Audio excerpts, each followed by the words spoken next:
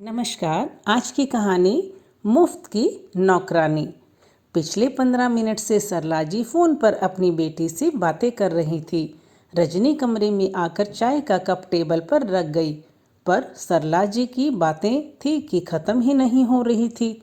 रजनी वापस रसोई में आ गई और अपना कप लेकर बाहर सोफे पर आकर बैठ गई।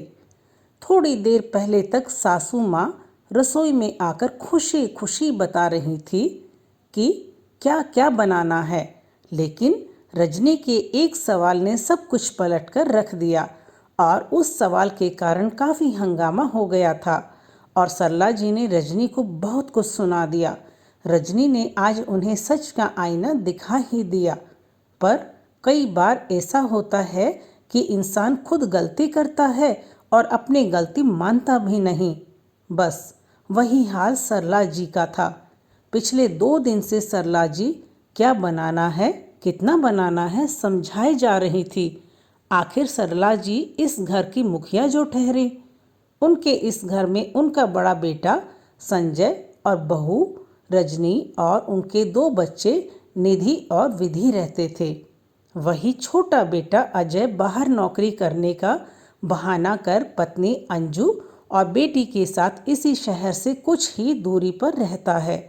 एक बेटी भी है जिसकी शादी हो चुकी है और वह अपने ससुराल वालों के साथ इसी शहर में रहती है। होली का दिन था।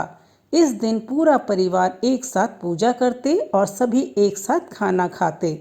इस कारण घर के सभी सदस्य यहाँ गांव वाले घर में ही पूजा के लिए आएंगे। इसीलिए कल के खाने की तैयारी चल रही थी। क्या क्या बनेगा, और खाने में भी कम वैरायटी नहीं बल्कि बहुत सारी चीज़ें बनती थी। 2 की जगह 3 सब्जी, पूरी, पूरे दही बड़े, नमकीन मठरी, मीठी पेठे, मूंग दाल का हलवा, 2-3 तरह की चटनियाँ, शक्करपारे, सूखी मिठाई तो एक दिन पहले ही बनने लग जाती थी, जैसे मठरी, छोटे मसाले वाले समोसे। काफ़ी काम फैल चुका था और करने वाली सिर्फ अकेली रजनी। उस पर भी सबसे बड़ी बात यह है कि खाना सिर्फ इनका ही नहीं, इनके पूरे परिवार का।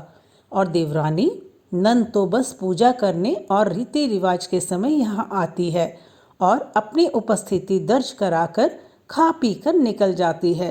जाते समय नंद तो शाम का खाना भी पैक कराकर ले जाती है।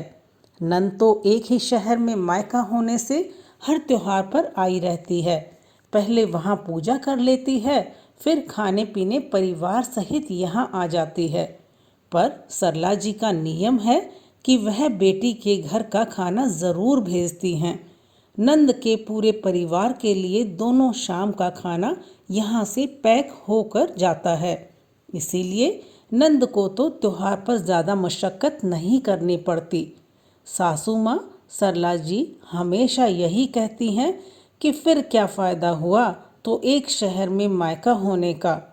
ससुराल वाले भी कभी नंद को त्योहार पर मायके आने से नहीं रोकते, क्योंकि उन्हें भी मुफ्त में सब मिल जाता है। सरला जी वैसे रसोई में मदद करने तो ज़रूर आती हैं, पर थोड़ा उम्र का तगाजा है और रजनी सब कुछ सुनकर भी परिवार वालों की खुशी के लिए चुपचाप सब सहन करती आ रही थी। लेकिन इस बार रजनी की तबीयत ठीक नहीं थी। उसे आए दिन सर दर्द की शिकायत हो रही थी। कल से रसोई में मठरी बनाने में लगी थी। शायद इसी वजह से सर दर्द की समस्या हो गई, जिस कारण से ज़्यादा कुछ नहीं बन पाया। कुछ सूखा सामान बन चुका था, लेकिन अभी भी काफ़ी सूखा सामान बनाना बाकी था। और कल तो त्योहार था, तो कल का कितना खाना वगैरह सब। सुबह सुबह नंद का फ़ोन आया तो रजनी से बोली, भाभी खाने में क्या क्या बना लिया? दीदी बहुत सिर दर्द हो रहा है।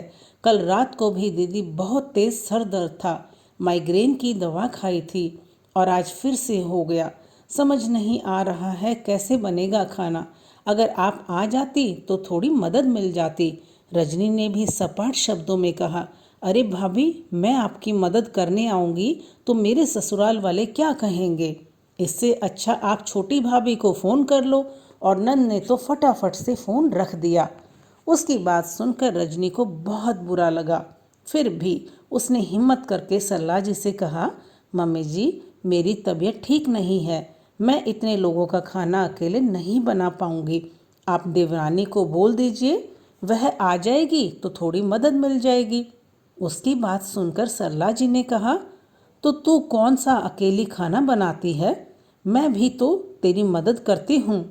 ऊपर से तूने मेरी बेटी को भी मदद के लिए बोल दिया, थोड़ी सी शर्म भी नहीं आई।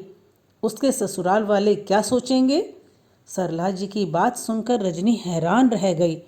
आज पहली बार नंद से मदद के लिए पूछा था, उसने इतनी जल्दी अपनी माँ को फ़ोन भी कर दिया।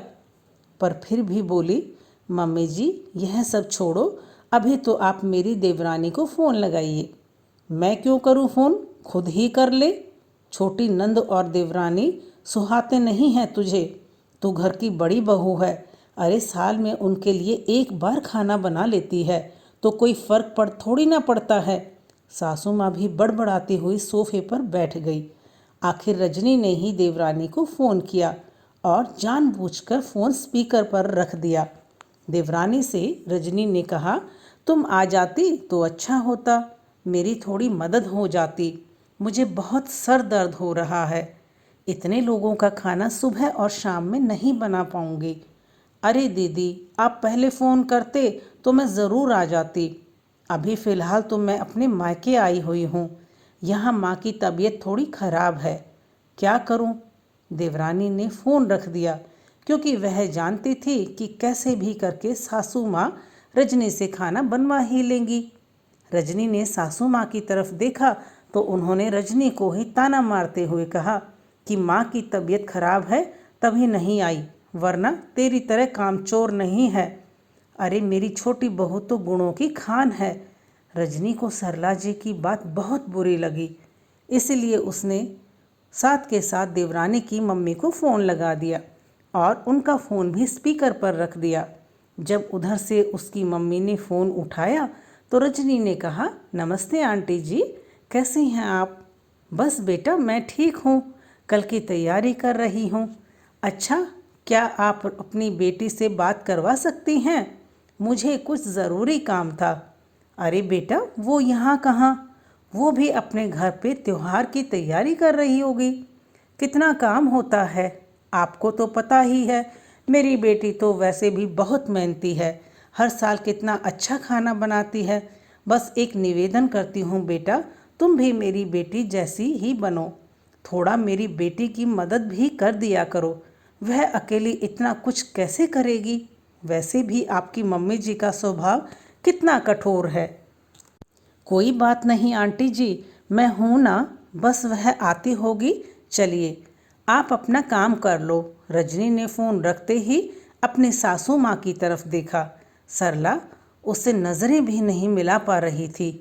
आखिरकार रजनी ने, माफ़ करना मम्मी जी, आप अपने छोटे बच्चों के लिए मुझे दो बातें सुनाती हैं, वह आपके छोटे बच्चे हमारा इस्तेमाल कर रहे हैं।